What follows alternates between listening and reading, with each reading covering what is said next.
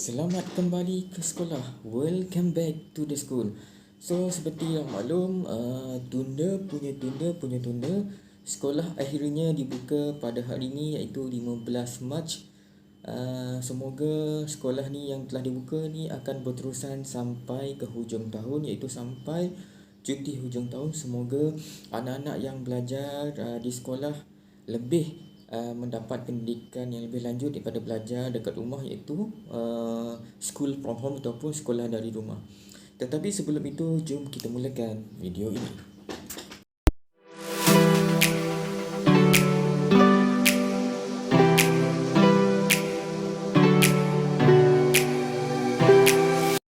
Dah tengok kan? Subscribe lah.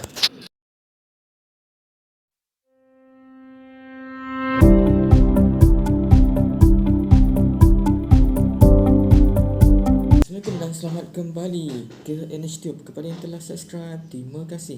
Dan kepada yang baru datang ke channel ini, jangan lupa support NHTube dan subscribe NHTube. So, seperti yang maklum, sekolah telah dibuka pada hari ini iaitu 15 Mac, hari Isnin, termasuk sekolah rendah dan sekolah menengah. So, seperti yang maklum, para ibu bapa yang semalam, minggu yang semalam tu, iaitu mungkin weekend, telah busy untuk mencari beg lah, baju sekolah lah, stokin, kasut sekolah dan sebagainya supaya lebih lengkap dan tak ada barang yang tertinggal ketika turun sekolah.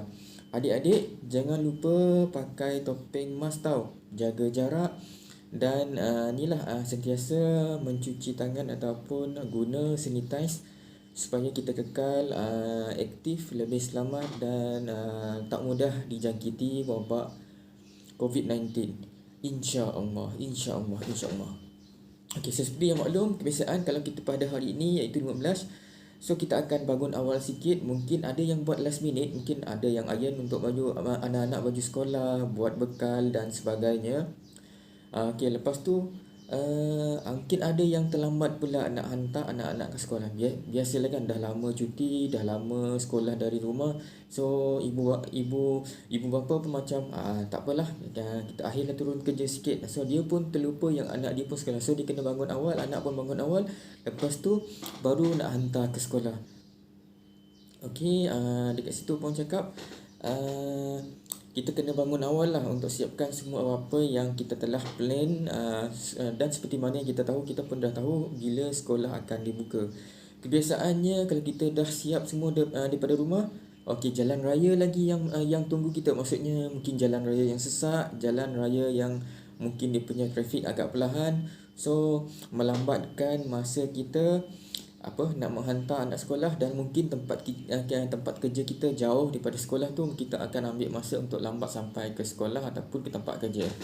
Okey, dekat situ kita kena plan awal sikit, mungkin dalam setengah jam paling elok ataupun mungkin dalam 45 minit, bergantung kepada anda macam mana anda uruskan masa.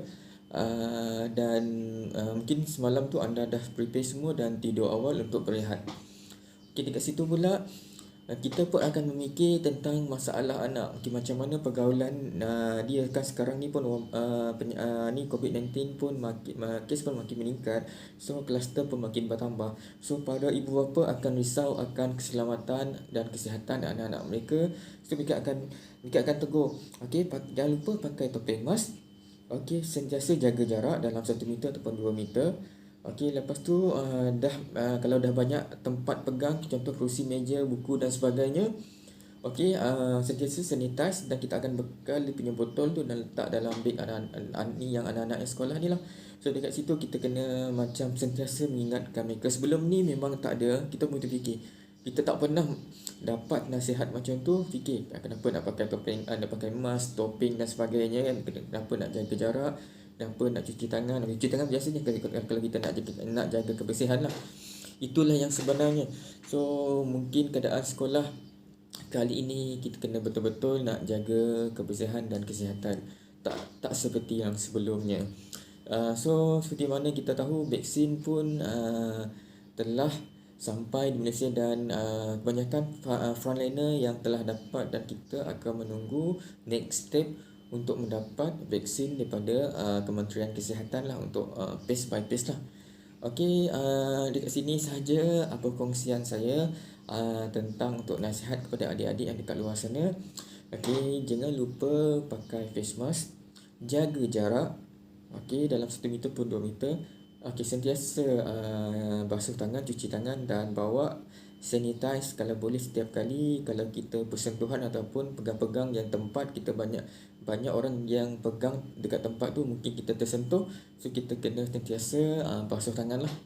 Okey, sampai di sini saja. Terima kasih kepada yang menonton. Jangan lupa support Finish Tube, subscribe Finish Tube. Kita berjumpa lagi pada next video yang akan datang.